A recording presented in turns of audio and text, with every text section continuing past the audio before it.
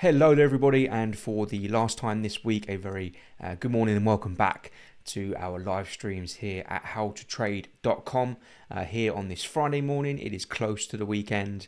We are live on YouTube, Facebook, LinkedIn, X, and of course in our trading room as well. So if you are around this morning, no donation Friday as we like to call it, pop up and say hello. I hope you're still sort of keeping track on what's happening, even if potentially you're not actively trading today, which, you know, not surprising, seeing as it is a Friday. But we will be talking through some of the data we had out overnight from China just quickly, and we'll also be recapping on my live trades. I'll show you my MT4, which is on my phone, on the live trades that I've had this week, and a quick sort of look ahead to just scouting out some new opportunities as well. And also a good time as well when it's Friday and it's a bit quiet and everyone's winding down for the week. It's a good time to ask any questions that you may have, whether it's on what we do here or anything on the markets at all. Feel free to pop up and let me know what your questions and thoughts are. Hello to you, Mohammed.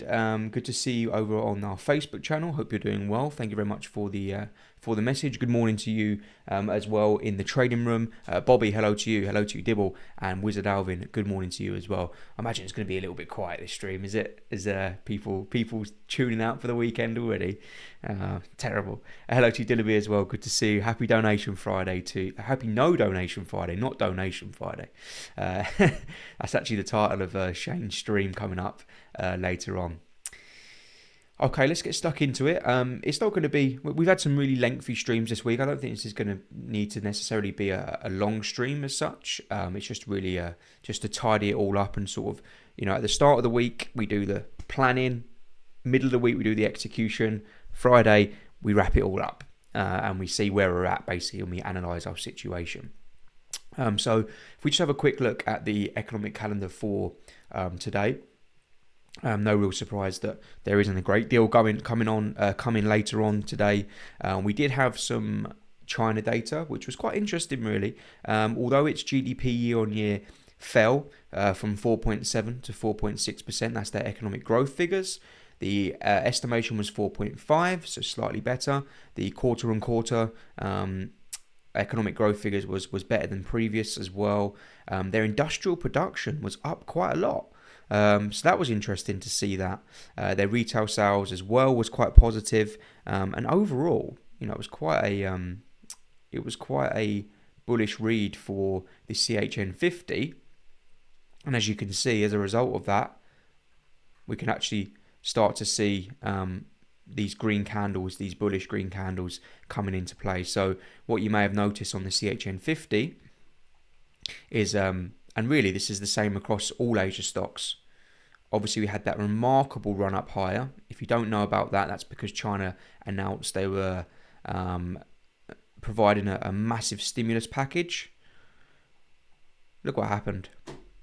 Look exactly where we reacted from, right from that 61.8 from that move. And actually, if we go down even further, try and find an opportunity. Not sure we would have got one.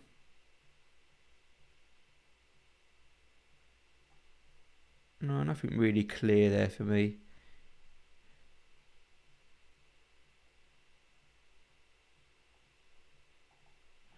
But even if you just sort of waited for a reaction or break of structure from there, you can see that now we're starting to see that move. So my suggestion is that what we need to do is, it's not really the way I like to trade, but we sort of need to just try and catch in on the momentum here. It's quite a bullish reading for Asia stocks. We know we've got the stimulus package coming. The worry and concern was that the stimulus package wasn't going to actually help the Chinese economy as much as they thought. They thought the impact may be limited and that the data would still turn weaker over in China. Well, the data's just turned stronger off the back of that read. And therefore, we could expect, we should really expect, you know, a run up to 16,000 again. And we're down at 13,600. So I think there's plenty of points on offer here. And I'm not normally a trader of the CHN 50, but it's something that I'm scouting out for next week potentially. And in fact, I'm going to put that, I've got a little to-do list. I'm just going to put that on there for Monday. Look at CHN 50. And then just quickly, I want to touch on the Hang Seng as well, which is up 3.6% from that move. We reacted from the 50%. Fair value gap there, I suppose. So, I don't really like trading Hang Seng, to be honest, but that's just what I was looking at. And yeah, so quite a bullish reading. I'm wondering if that's going to feed into some positive sentiment in the US stock market for the rest of today. So if you're someone who likes to trade on Fridays, maybe you want to go down on those time frames, and maybe you want to catch some late Friday momentum, because it's been a bullish week, but it's been, you know, a bit choppy. You can see that we were down sort of 2 or 3%, and we was up 2 or 3%, and we're sort of hovering around. So I'm wondering if we can finish the week strong and finish the week above basically last week's high. And if we can do that on the Nasdaq, then we could be shaping up for another good run. I mean, look at the US 30, for example. Look at the S&P 500. The tech sector, or the tech space, just doesn't seem to be playing catch up with the S&P 500 and US 30. And I'm wondering if people are a little bit nervous around the earnings season we've got coming up next week. But we'll talk about that on Monday. So yeah. What else was I going to do? Oh yes, talking about live trades and opportunities now. Let me just quickly check. For Mothiat, hello to you. Good to see you. Thank you very much for the message. Talking about live trades or trades that have been closed, trades that I've had marked up. Let's just quickly look at my MetaTrader for this week. I have already done this, but I'll show you. So I took a loss at the start of the week on oil. And I want to talk about oil because I've sort of changed my view on it a little bit. Been a quite a heavy downside week in oil prices. And you can see that basically what I was trying to do is here's the Fibonacci move. Let me delete that. Here's that move from the week before, from the beginning of the month. And I was really just trying to get in at this 61.8. And you can just see it didn't really work out. I think I bought around 70.8. Yeah, I bought here. That was my trade. Okay. I bought at 71. My stop loss was at just under 69, just in case we had a liquidity sweep of 70. And you can see that the trade never really got going. And I lost 2% there. 2% loss on that one. All those other ones are just limit orders that didn't tag in because the Fibonacci moved or had to move the goalpost. So that I took a loss there on oil. That's fine. I'm now actively in a sell on oil because you've now broken down below the 61.8. I almost think that this week we could now get the completion down to 66. I was speaking with Shane, and we both sort of agreed that we're a bit bearish on oil right now. And I basically shorted the market as per the trend rider strategy. And we'll talk about this in a little bit more detail next week when I've got my trend rider strategy stream. So I'll probably be providing an update to this trade. I'm currently in it at the moment. I'm sort of, actually, I don't even think I got the best entry in the world. I think my entry was something like this. So I'm sort of hovering around entry, slashing a little bit of profit. So we'll see how that one goes. Fingers crossed that can be a good one. That's the only live active trade that I'm in.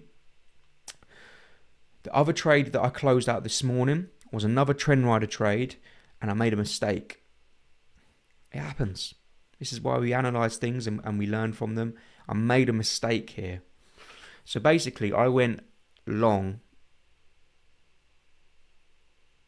on USD versus the Swiss franc, roughly around here, something like that. Okay, 1.5 to 1. So I made over 2% profit on it. So I'm not going to moan about that. I lost 2% on oil. I made about 2.5% on the USD versus the Swiss franc. Now I closed that trade out this morning about here, about 1.2 to 1 risk reward. I'm just going to head over to MetaTrader and I'll show you why I closed it out. Basically, when we had that candle, which was here, this ADX indicator was about here. This ADX line was about here. And that told me to close the trade. Really schoolboy mistake. Why? Because that 4-hour candle hadn't closed yet. What happened? It reversed. This 4-hour candle, it reversed and started to move higher. And as it moved higher, because this is a lagging indicator, because it won't complete the next line until this candle closes, until the candle closes. So although it was there at one point, when it snapped and reversed higher, it actually showed that it didn't cross below 40 and actually made a move higher. I should still be in this trade. It happens. And so I've put in my trading journal that we need, if we see the ADX below 40 and it's just turned below 40, don't close straight away. Wait for that candle to close first. Because what you might get is this situation where it then reversed, snapped higher, and then the ADX ticked above 40. So I made a little bit of a mistake there, but that's fine. We'll talk about that in a bit more detail as well on the Trend Rider stream next week. Okay, the other trade that I've got actively on right now is on, not actively on, I've got a limit set, is on dollar yen.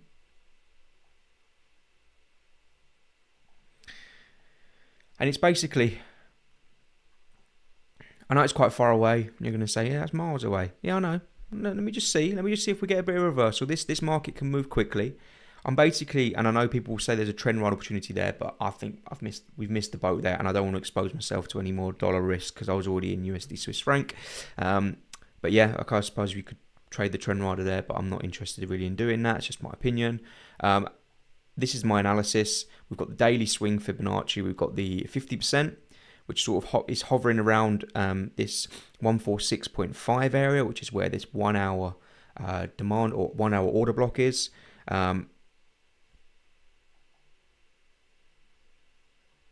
Why have I got that there? Must be a reason I've got that there.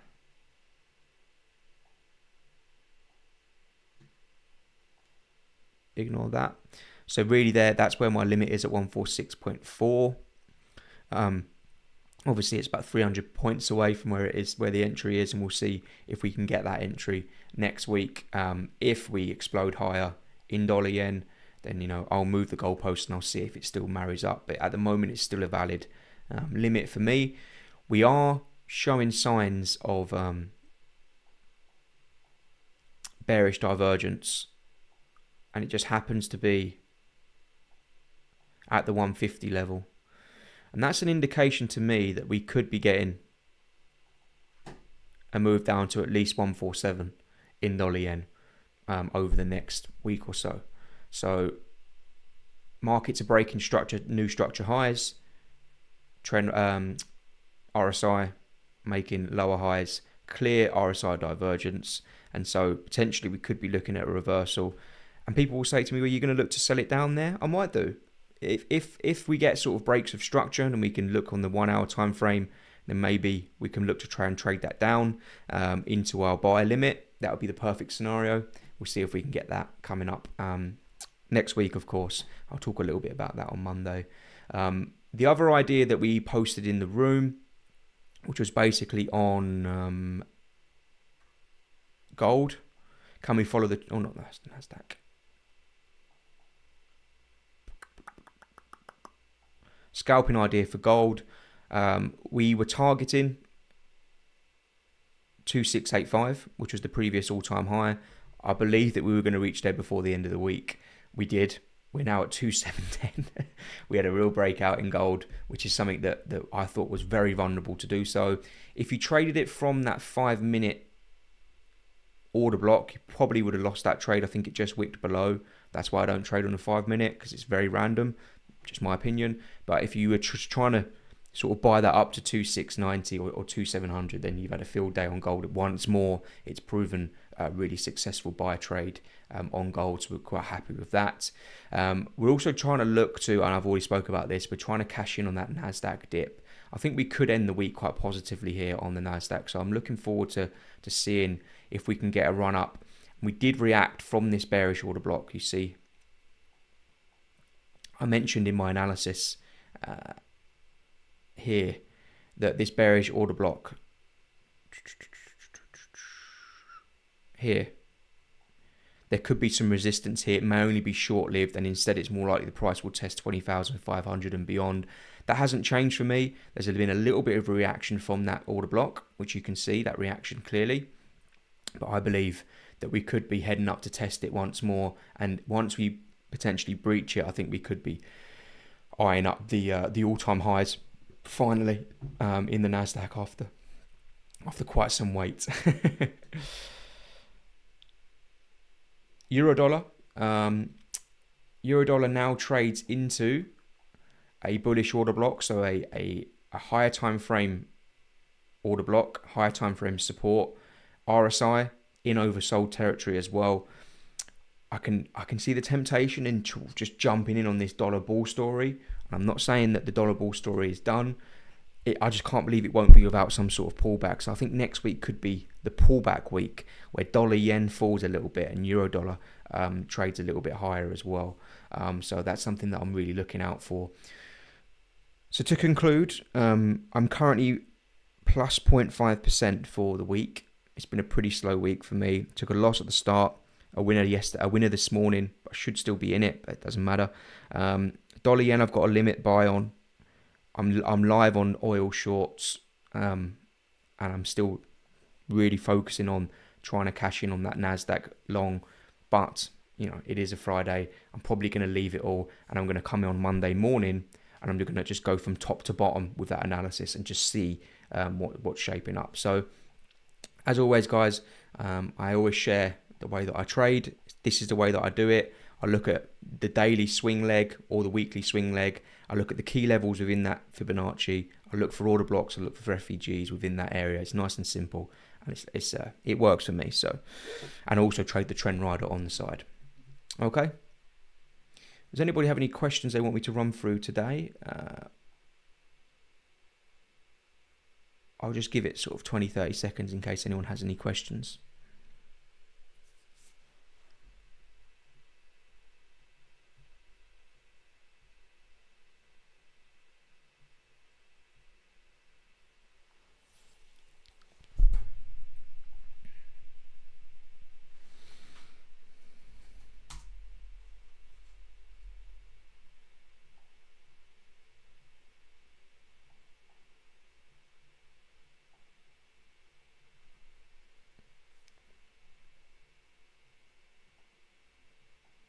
Okay. Good stuff, everybody. That just leads me to wish everybody a fantastic weekend. Thank you very much for tuning in today. I'll see you on Monday morning for my top events and opportunities of the week. And until then, trade well, trade safe, and I'll see you soon.